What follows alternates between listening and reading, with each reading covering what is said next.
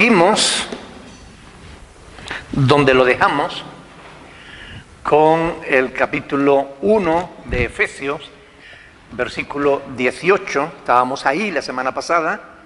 Efesios capítulo 1, versículo 18, que dice: alumbrando los ojos de vuestro entendimiento, para que sepáis cuál es la esperanza a que Él os ha llamado. Dios nos ha llamado. ¿Has oído su llamada o no? Algunas personas no la oyen jamás, pero Dios lleva toda la vida llamando al ser humano. Toda la vida. Ustedes conocen el Salmo 19, ¿verdad? ¿Lo conocen? Comienza diciendo: los cielos cuentan la gloria de Dios y el firmamento anuncia la obra de sus manos, ¿verdad? Dice: un día emite palabra a otro día y una noche a otra noche declara sabiduría. Dice: y no es oída su voz, pero por toda la tierra salió su voz, ¿verdad? Dios está continuamente llamando al ser humano, llamando su atención, y a través de la propia creación, todo lo que Dios ha hecho, clama realmente para que el hombre preste atención a las cosas de Dios. Y bueno, realmente el hombre no quiere oír a Dios. Desde los cielos Dios está llamando a todos para que le tengan en cuenta. Esa es la verdad. Ahora, ¿escucha la gente a Dios? La mayoría no, ¿verdad? La mayoría. Algunos, gracias a Dios, sí. ¿Por qué creen ustedes que la gente no quiere escuchar a Dios?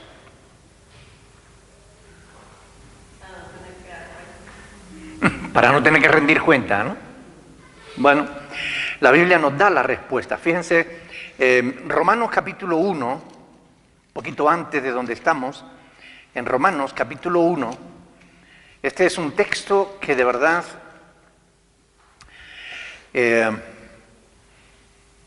a partir del versículo 18 hasta el versículo 20, dice ahí que porque la ira de Dios se revela desde el cielo contra toda impiedad e injusticia de los hombres que detienen con injusticia la verdad. Porque lo que de Dios se conoce les es manifiesto, pues Dios se lo manifestó.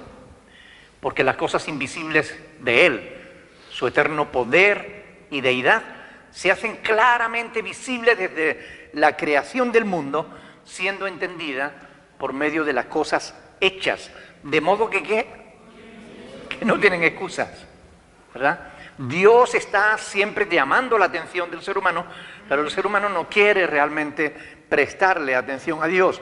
Hay personas que no quieren que los demás escuchen a Dios tampoco.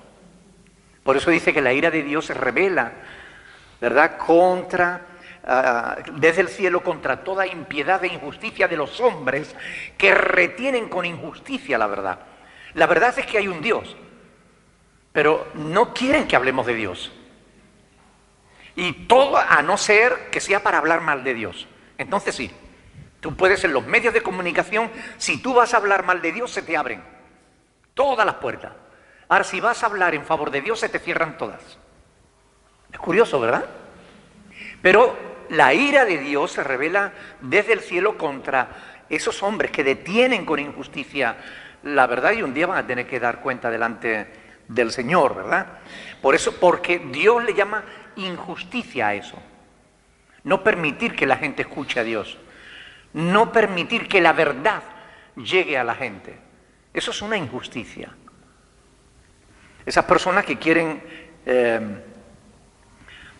que no quieren que escuches a Dios, no tienen excusa. Porque la misma creación, como digo, dará testimonio contra ellos. Porque la creación testifica y habla de Dios, aún sin palabra, ¿verdad? Un día emite palabra a otro día, y una noche a otra noche transmite sabiduría. No es oída su voz, pero por toda la tierra salió su voz. La creación habla fuerte y claro de que hay un Dios todopoderoso ante el cual un día vamos a tener que rendir cuentas. Es muy interesante el contexto de este pasaje porque aquí Pablo explica cuáles son las consecuencias de esa postura atea, ¿verdad? Esa postura que se niega a oír a Dios y que los demás puedan oír a Dios. Pablo dice que en el versículo 21 que se envanecieron en sus razonamientos y su necio corazón fue entenebrecido. Quiere decir que entró en tinieblas, en oscuridad. En oscuridad no se ve. Y hay mucha gente que anda en oscuridad, que no ve por dónde va, creyendo que va por un buen camino, va por un camino realmente de perdición, ¿verdad? Versículo 22 lo dice claramente, profesando ser sabio, es decir, creyéndose sabio, se hicieron necios. Versículo 24 dice, por lo cual Dios también los entregó a la inmundicia en los deseos de sus corazones, en la concupiscencia de sus corazones, de modo que deshonraron entre sí sus propios cuerpos. Bueno, la homosexualidad, el lesbianismo, la perversión que existe hoy en día es justamente consecuencia de que el ser humano no quiere oír a Dios. Se niega a que oigamos a Dios. Hoy veía un vídeo en el que un grupo de feministas se encaraba a un grupo de hermanos que estaban orando con sus ojos cerrados, oraban, y las feministas se quitaban los sujetadores, se lo ponían a ellos, les restregaban los pechos por la cara a los creyentes que estaban allí orando con sus ojos cerrados, les echaban pintura, los insultaban, les escupían. Ellos que tanta tolerancia exigen para sí, qué poco tolerantes que son, ¿verdad? Pero esto es esa decadencia moral, esa perversión que existe hoy en la sociedad, es consecuencia de que el ser humano no quiere oír a Dios. Lo que no saben es que tarde o temprano no van a tener más remedio que oírle. Y que un día van a tener que arrodillarse delante de Dios, aunque no lo quieran. Si este mundo no es hoy lo que debía ser, no es por causa de Dios, es por causa del ser humano. Es porque el ser humano lo ha estropeado, lo sigue estropeando. Pero Dios no hizo el mundo para fastidiarnos, ni nos habla para fastidiarnos. La voluntad de Dios para nuestras vidas es de bendición, es de paz. Pero hay quien no quiere oír a Dios. Como está escrito en Eclesiastés 7:20. Este es un pasaje que deberían tener subrayado en vuestras Biblias. Eclesiastés 7:20 dice que solamente esto he hallado, dice, que Dios hizo al hombre recto, pero ellos buscaron muchas perversiones. Dios hizo al hombre recto. Es el hombre el que busca la perversión. El que por eso no quiere oír a Dios, porque sabe que sus obras son malas. Eclesiastés 7:29 dije. Aún así, y a pesar de eso, Dios sigue día tras día tratando de que su voz sea oída, llamándonos a la esperanza. Dios sigue llamando a todo ser humano. Romanos capítulo 10, un poco más adelante, versículo 16. Dice el apóstol Pablo ahí, Romanos 10:16, mas no todos obedecieron el Evangelio. Pues Isaías dice, Señor, ¿quién ha creído a nuestro anuncio? Así que la fe es por el oír, y el oír por la palabra de Dios. Pero digo, ¿no han oído? Es decir, pregunta, ¿verdad? ¿No han oído? Antes bien, una vez más dice Pablo, por toda la tierra ha salido la voz de ellos, y hasta los fines de la tierra sus palabras. Pablo estaba citando en este pasaje al profeta Isaías en el capítulo 53, ¿verdad? Dios llama a la gente por medio del Evangelio. Por ese motivo Dios encargó a los apóstoles que predicaran a todas las naciones a toda criatura, porque Dios quiere que todos conozcan el mensaje del amor de Dios, el Evangelio, que se predicase a todo el mundo. En el verso anterior vemos a Pablo citando a Isaías 57:2, admirándose de los que anuncian la paz, las buenas nuevas de salvación, ¿verdad? Versículo 15, dice, ¿cómo predicarán si no fueren enviados? Como está escrito, cuán hermosos son los pies de los que anuncian la paz, de los que anuncian las buenas nuevas. Ahí estaba citando a Isaías 57:2. No cabe la menor duda de que Dios nos llama porque Él quiere darnos esperanza. Cuando creemos en el Evangelio de Jesucristo, Dios alumbra los ojos de nuestro entendimiento para que sepamos cuál es la esperanza a la que Él nos ha llamado. Porque nos ha llamado. Y la llamada de Dios es una llamada a la esperanza. Necesitamos esperanza. El mundo necesita esperanza. Porque el mundo está desesperado. Que es justamente lo contrario al que tiene esperanza, ¿verdad? Saben que el índice de suicidios no para de crecer en todas las edades y en todos los lugares. En todas las edades. No solo se suicidan personas mayores, se suicidan niños, se suicidan jóvenes, porque están desesperados, porque no han oído la voz de Dios. Porque si oyeran el llamado de Dios, alcanzarían la esperanza. Y entonces ninguno de ellos se quitaría la vida, sino que la viviría conforme a la voluntad de Dios. Porque conocería la Escritura. La gente está desesperada. Hay mucha gente realmente desesperada. Pablo lo dice en Efesios 2. Vamos a ir al Efesios 2, versículos 12 y 13. Dice, en aquel tiempo estabais sin Cristo. Nosotros también estábamos sin Cristo, alejados de la ciudadanía de Israel y ajenos a los pactos de la promesa. ¿Qué dice más? Sin esperanza y sin Dios en el mundo. Así estábamos nosotros, todos nosotros. Estábamos sin esperanza y sin Dios en el mundo. Pero ahora en Cristo Jesús, vosotros que en otro tiempo estabais lejos, habéis sido hechos cercanos por la sangre de Cristo. Es lo que Dios quiere hacer, acercarnos a Él. Que oigamos su voz, que oigamos su llamada y acudamos al llamado de Dios para que vayamos a aquel que puede darnos esperanza. Porque en Él está nuestra esperanza. Pablo lo dice en 1 Timoteo 1:1, ¿no? Cristo, nuestra esperanza. ¿Quién es tu esperanza? Cristo. Cristo es mi esperanza.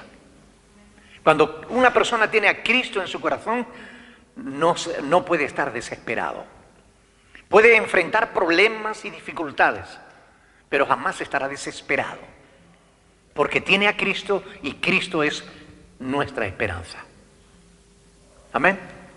La esperanza tiene que ver con tres cosas fundamentales que nosotros tenemos que conocer: la salvación, la resurrección y la vida eterna. Esa es la esperanza del cristiano. Que aun cuando nosotros cerremos nuestros ojos aquí, los abriremos en la presencia de Dios. Esperanza de la resurrección. Esperanza de la salvación. De que a pesar de que nosotros no somos buenas personas, a pesar de que nosotros no somos perfectos, porque a veces fallamos, aún sin querer, pero a veces fallamos y metemos la pata y ofendemos a Dios y a veces a los hermanos. Aún así, Dios quiere salvarnos. Y si creemos en Jesucristo y perseveramos en la fe hasta el fin, sabemos que el que persevere hasta el fin, ese será salvo. Esperanza de la salvación. esperanza de vida eterna, de que vamos a disfrutar una vida mucho más larga que esta, porque aquí vivimos 70, 80, el que vive 90 ya con dolor y con fatiga. Pero ¿qué son 80, 90 años? No son nada, comparados con una vida abundante, porque eso es lo que Dios nos promete. Yo he venido, dijo Cristo, para daros vida y vida en abundancia. Una vida grande, una vida que no se acaba, una vida en abundancia, abundancia de vida. Una vida eterna, reservada para nosotros en los cielos.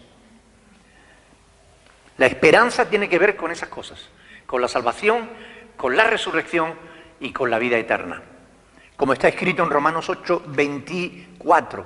Este pasaje quiero que lo lean porque es muy importante entenderlo. Romanos 8, 24. Aquí hay algo que hay que meditar para no pasar por alto. Porque dice ahí, Romanos 8, 24, porque en esperanza fuimos salvos. Pero la esperanza que se ve no es esperanza, porque lo que alguno ve, hay que esperarlo. Pero si esperamos lo que no vemos, con paciencia lo aguardamos. Es decir, aunque Pablo dice aquí, en esperanza fuimos, es importante prestar atención a los tiempos verbales. Fuimos, ¿en qué tiempo está? Pasado. Fuimos salvos. Eso quiere decir que fuimos salvos. Pero como dice que es en esperanza quiere decir que aún no lo somos. ¿Entiende? En esperanza fuimos salvos. En esperanza creímos. Y creyendo sabemos que tenemos la vida eterna. Pero la tenemos en fe. Porque todavía tenemos la vida terrenal, no tenemos la vida eterna. Todavía no hemos sido salvos. Vamos a ser salvos. Somos salvos o fuimos salvos en esperanza. Pero es algo que esperamos. Estamos seguros, porque tenemos fe en la obra de Cristo, pero aún no lo vemos, pero lo aguardamos con esperanza. Amén. Aquellos que afirman que ya lo son y que no pueden dejar de serlo.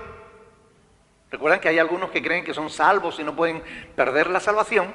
No tienen en cuenta que la salvación es futura, que la salvación es algo que se tiene aquí y ahora.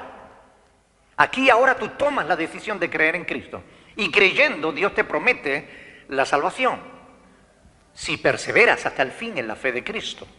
Porque si te apartas de la fe de Cristo no vas a conseguir la salvación. Y esto es importante tenerlo en cuenta. No están teniendo en cuenta las palabras del apóstol en este pasaje. Aconsejo a todos y especialmente a los que creen que la salvación no se puede perder, pues que mediten profundamente en pasajes como este, porque nos da una visión más amplia del tema, en los que vemos que ese principio teológico del ya, pero todavía no. Ya somos salvos, pero todavía no. Ya estamos con Cristo sentados en los lugares celestiales. Amén. Juntamente con Él nos resucitó y juntamente con Él nos sentó en los lugares celestiales con Cristo. Ya, pero todavía no. Estamos sentados con Él en fe, pero es evidente que todavía no estamos en los lugares celestiales con Cristo. ¿Entienden? A eso se le llama el principio de ya, pero todavía no. Satanás está condenado, ya, pero todavía no. Todavía anda suelto. ¿Lo entienden? Es muy importante entender estas cosas para que no nos confundan. Porque un texto sin su contexto ya saben lo que es. Tenéis vida eterna, pero aún no. La tenemos en esperanza, en fe. En esperanza fuimos salvos de la condenación eterna. Amén. Claro, es decir, si yo ya tuviera la salvación, ¿para qué lo iba a esperar? No tendría que esperarla, ¿verdad? Claro, a lo que uno tiene, hay que esperarlo. Si ya lo tienes, no lo esperas, lo tienes.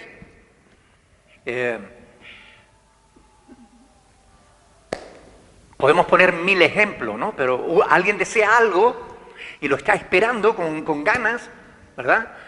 Por ejemplo, Pedro y Lauri estaban deseando que llegara el día de su boda.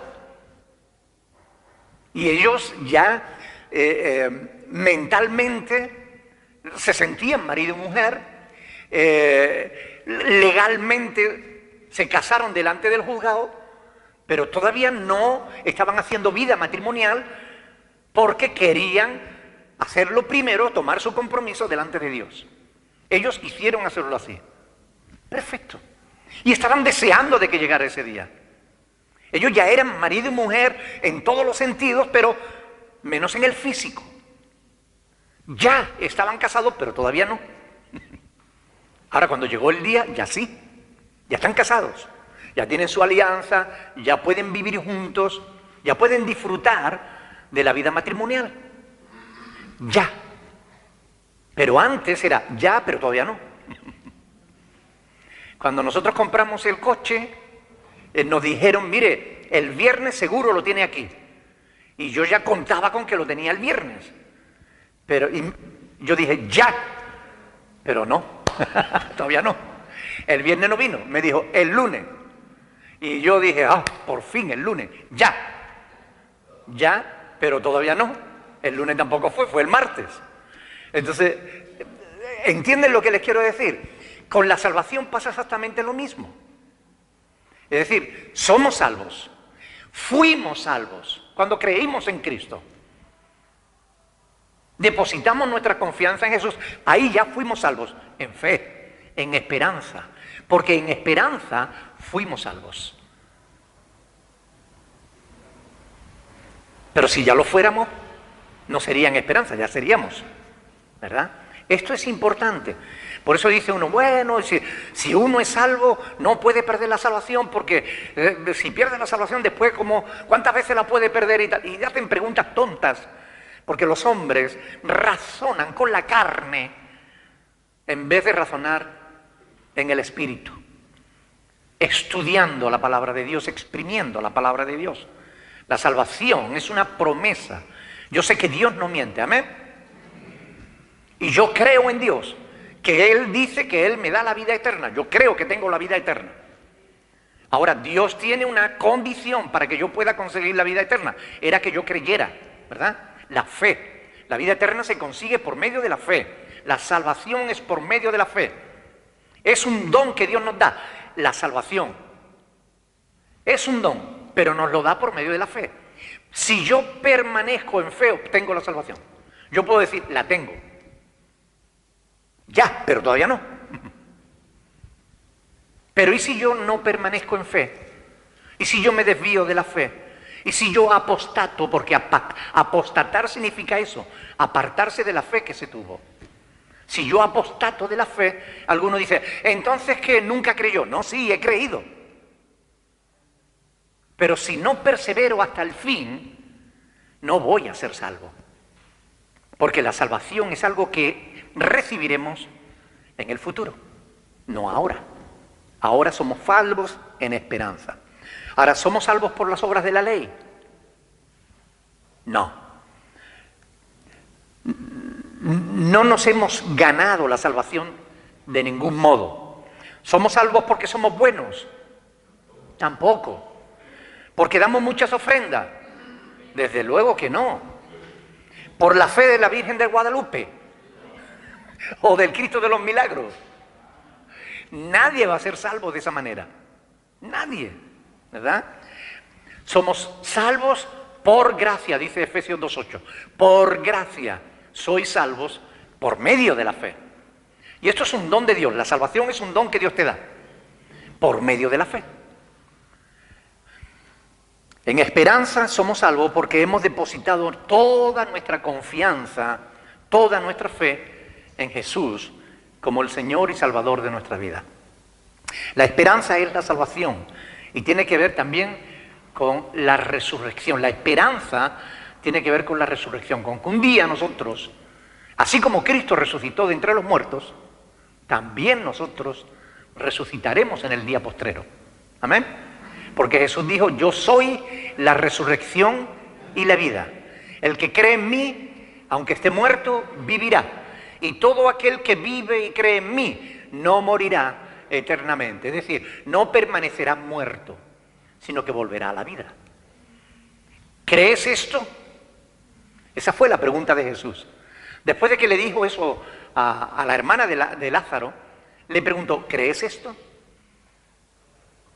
Señor, yo sé que resucitará en el día postrero. No. Yo soy la resurrección y la vida. ¿Crees esto? Si tú crees que Cristo es la resurrección y la vida, debes creer que el día en que tú cierres tus ojos aquí también lo volverás a abrir en la presencia del Padre. Esa es nuestra esperanza. Nuestra esperanza es que la muerte no podrá impedir que nosotros vayamos al reino de los cielos.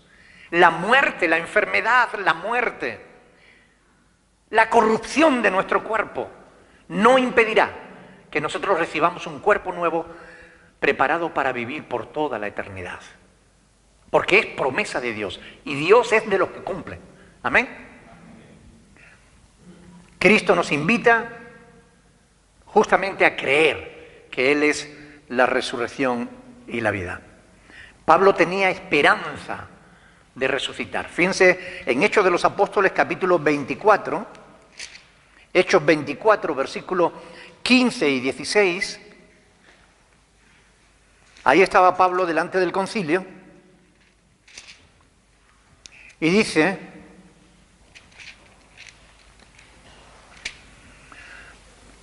teniendo esperanza en Dios. ¿Veis? Pablo tenía esperanza, ¿verdad? Teniendo esperanza en Dios, la cual ellos también abrigan, de que ha de haber ¿qué? Resurrección de los muertos, así de justos como de injustos. Y por esto procuro siempre tener una conciencia sin ofensa ante Dios y ante los hombres. ¿Por qué procuraba Pablo tener una conciencia sin ofensa ante Dios y los hombres? Porque sabía que un día iba a estar resucitado ante la presencia de Dios. Él sabía que un día, cuando cerrara sus ojos aquí, cuando muriese, cuando su cuerpo llegara al final de su vida aquí, él abriría los ojos de nuevo delante de la presencia del Señor. Ahora, ¿había resucitado ya Pablo cuando estaba hablando estas palabras? Evidentemente no. Pero él tenía esa esperanza. Él espera la resurrección. ¿Ok? Pablo tenía la esperanza. Había sido salvo Pablo cuando escribió esto. En esperanza. Es importante entender esto, ¿verdad? Había sido Pablo ya salvo en esperanza, en fe, pero todavía no estaba disfrutando la salvación, ¿verdad? El autor de Hebreos dice que Dios ha establecido para todos los hombres, y la palabra hombre ahí es genérica, ¿verdad? Antropos, para todos los seres humanos, que mueran una sola vez y después de eso, el juicio. Y así también Cristo fue ofrecido una sola vez para llevar los pecados de muchos y aparecer por segunda vez sin relación con el pecado para salvar a los que le esperan. ¿Tú esperas a Jesús?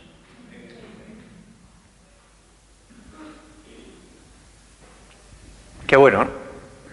Esa es nuestra esperanza. Fíjense los tiempos verbales, ¿no? Fue ofrecido. ¿En qué tiempo? Pasado. Y aparecerá. ¿Qué tiempo? Futuro.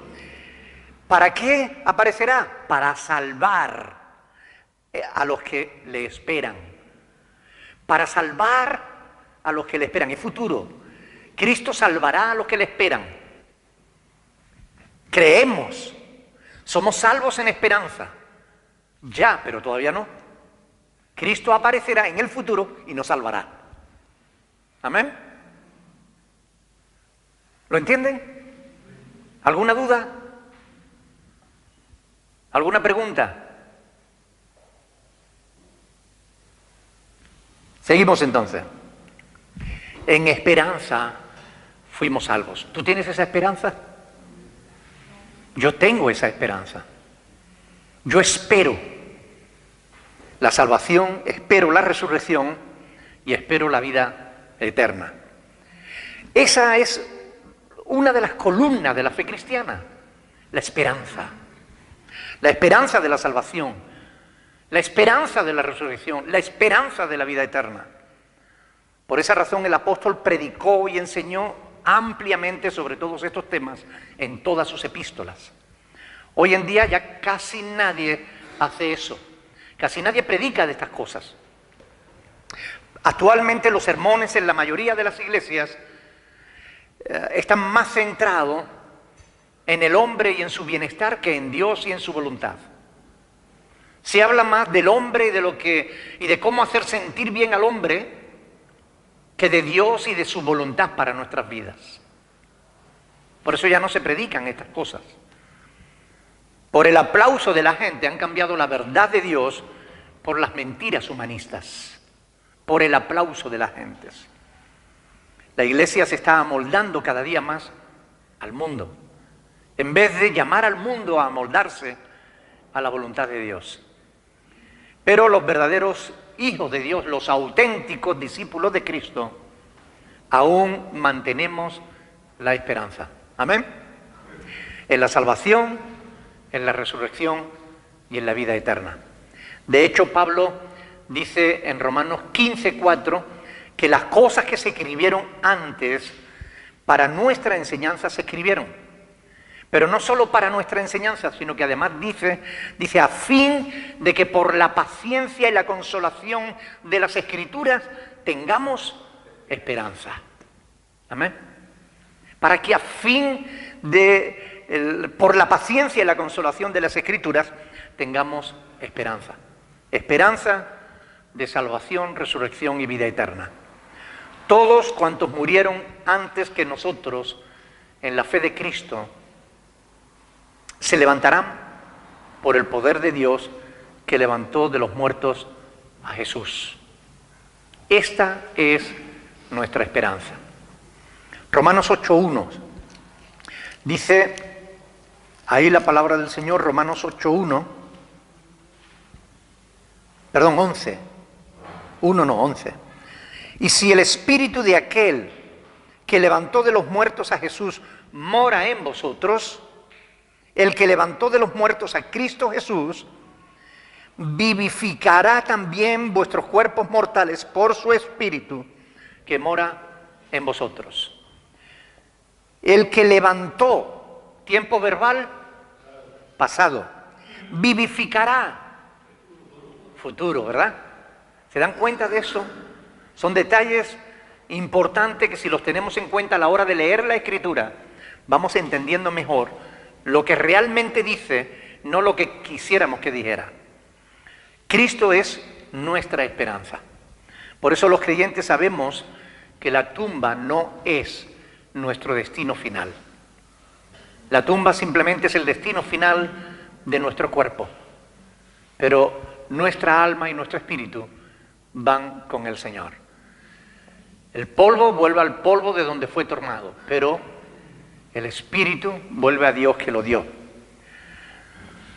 Esa es nuestra esperanza. Él lo ha prometido y lo cumplirá. Como prometió resucitar a Jesús, y lo hizo, ¿verdad? No existe poder capaz de atar a Jesús ni en la vida ni en la muerte. Nada puede impedir que el poder de Dios actúe en aquellos que le esperan. Porque el poder de Dios es superior a cualquier otro poder. Lo demostró, como digo, en la resurrección de Cristo. La esperanza tiene que ver con la salvación, con la resurrección y con la vida eterna. Tito, vamos a leer este pasaje de Tito, capítulo 1, del 1 al 3. Tito 1, del 1 al 3. Dice ahí la palabra de Dios: Pablo, siervo de Dios y apóstol de Jesucristo, conforme a la fe de los escogidos de Dios y el conocimiento de la verdad, que es según la piedad. ¿En qué? ¿De qué? En la esperanza de la vida eterna, la cual Dios, que no miente, prometió desde antes del principio de los siglos, y a su debido tiempo manifestó su palabra por medio de la predicación que me fue encomendada por mandato de Dios nuestro Salvador. En la esperanza de la vida eterna, la cual Dios, que no miente, prometió. Amén. ¿Tienes tu esperanza de la vida eterna?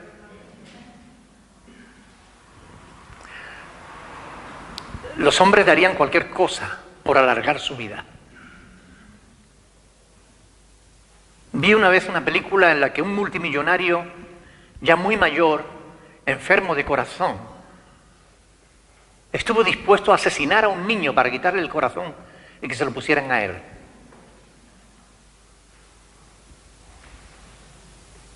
Otro se gastó millones y millones en investigación para ver de qué modo podía alargar su vida. Otros se han congelado, pensando que algún día el conocimiento y la sabiduría humana pueda volverlos a la vida, ignorando que quien da la vida, quien tiene la llave de la vida y de la muerte, es Dios y no el hombre. Amén. Ahora, ¿tienes tú esperanza de la vida eterna? Yo sí, y no necesito gastar dinero, ni matar a nadie, ni necesito hacer nada indebido para conseguir la vida eterna. Lo único que tengo que hacer es creer que lo que Dios me dice es verdad. Y estoy seguro que voy a disfrutar de la vida eterna, por su gracia y por su misericordia. Amén. Juan 3:16. Porque de tal manera amó Dios al mundo, que ha dado a su Hijo unigénito, para que todo aquel que en Él cree no se pierda, mas tenga ¿qué? Vida eterna. Qué bueno. El que cree en el Hijo tiene vida eterna. Pero el que rehúsa creer en el Hijo no verá la vida, sino que la ira de Dios está sobre él. Juan 3:36. Es por eso, porque en esperanza fuimos salvos. En esperanza tenemos la esperanza de la resurrección y tenemos la esperanza de la vida eterna. Por eso, porque es una esperanza, es algo que esperamos, que aún no tenemos. Quiero que lean conmigo Hebreos, capítulo 10, versículos 23 al 25. Hebreos, capítulo 10, versículo 23. Por eso, porque en esperanza fuimos salvos. Dice ahí el autor de Hebreos, algunos creen que era Pablo, dice: mantengamos firme, sin fluctuar. ¿Saben lo que es fluctuar? Es como las ramas de la hierba del campo que se deja mover por el viento, ¿no? ¿Verdad? Dice: mantengamos firme, sin fluctuar, la profesión de nuestra esperanza. Es decir, la declaración de lo que creemos. ¿Ok? Porque fiel es el que prometió. Y considerémonos unos a otros para estimularnos al amor y a las buenas obras, no dejando de congregarnos como algunos tienen por costumbre, sino exhortándonos, y tanto más cuanto veis que aquel día se acerca. Por tanto, hermanos, porque en esperanza fuimos salvos, mantengamos firmes, sin fluctuar, la profesión de nuestra esperanza, la fe en nuestra esperanza, que la encontramos en 1 de Timoteo capítulo 3, vengan conmigo, 1 de Timoteo, poquito antes, capítulo 3, verso 16. Este era un cántico que era una declaración de fe, un credo bíblico. Primera de Timoteo, capítulo 3, versículo 16. Dice ahí, e indiscutiblemente grande es el misterio de la piedad, que Dios fue manifestado en carne, justificado en el Espíritu, visto de los ángeles, predicado a los gentiles, creído en el mundo y recibido arriba en gloria. Amén. Esta es nuestra fe. Por tanto, todos y cada uno de nosotros tenemos que depositar fe y confianza en el Señor de que tenemos una esperanza viva. Nuestra esperanza es una esperanza viva, no es una esperanza muerta. Porque aquel que lo prometió sigue vivo. A pesar de que lo crucificaron, a pesar de que lo torturaron, a pesar de que lo clavaron en una cruz, a pesar de que le atravesaron el pecho con una lanza, a pesar de que Él expiró y entregó su espíritu, al tercer día, conforme a lo que Él había prometido, la muerte no pudo seguir reteniéndole. Y Él resucitó de entre los muertos, demostrando que su palabra es poderosa, que todo aquello que Él dice es verdad y se cumple. Podemos creer plenamente en Dios, sabiendo que Él no nos engaña. Por eso debemos mantener firmes, sin fluctuar, la profesión de nuestra esperanza. Porque es fiel el que lo ha prometido. Porque su palabra es verdad y se cumple siempre. Da igual lo que los hombres digan. Da igual que pretendan matar a Dios. Da igual que pretendan ignorarlo. Da igual que lo echen de las escuelas, que los echen de las instituciones públicas. Da igual que lo echen de todos lados. Dios seguirá estando siempre, en todo lugar, porque su presencia llena toda la tierra. Y no hay un solo lugar donde podamos ir donde Dios no esté. Por más que fastidie esto a los ateos, por más que le fastidie, Dios siempre estará presente. Allá donde ellos estén negándole, allí está Dios, demostrando el poder de su palabra, que es verdad. Por eso yo tengo esperanza. Tengo esperanza de que voy a ser salvo. Es más, creo que ya soy salvo, en fe, en esperanza.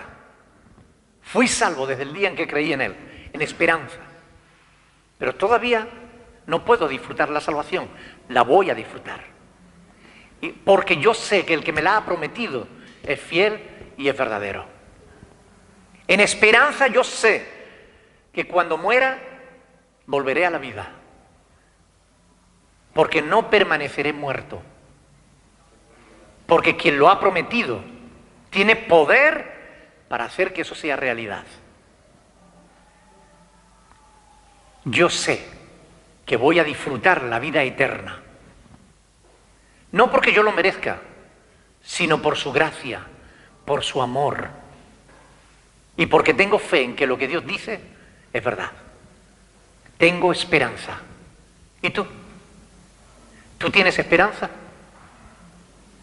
Si tienes esperanza de la salvación, de la resurrección y de la vida eterna, eres un privilegiado.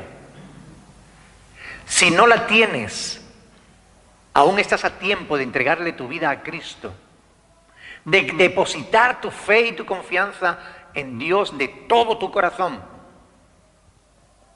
de pedirle perdón por tus pecados, de arrepentirte y de pedirle a Dios que Él envíe su Espíritu a tu vida. Y tú podrás disfrutar de la esperanza que tenemos todos los hijos de Dios. Una esperanza viva, reservada en los cielos para nosotros. Amén. ¿Alguna pregunta, hermanos?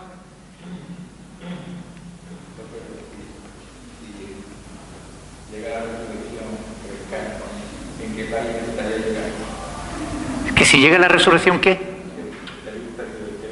Háblame alto que no me entero.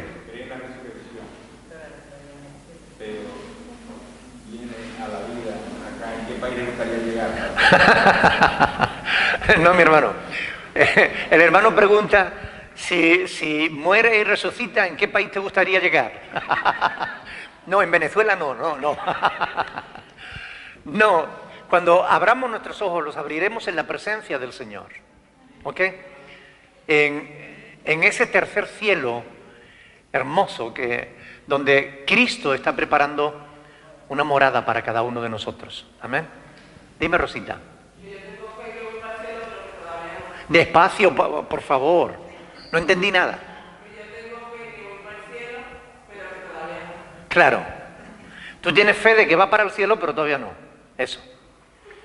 Pero mantén tu fe firme y sin fluctuar para no perder esa esperanza. Amén. Vamos a ponernos de pie, hermano, y vamos a darle gracias al Señor por su palabra. Porque la palabra de Dios es viva y es eficaz. La palabra de Dios es verdad, toda ella. Jesús dijo, la suma de tu palabra está escrito ahí.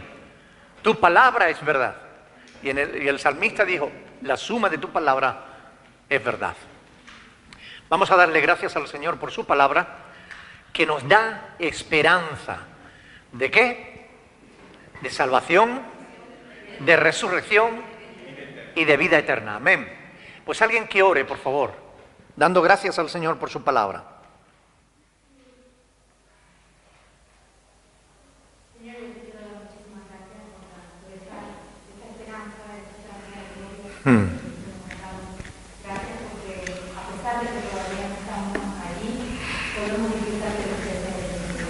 Sí, Señor.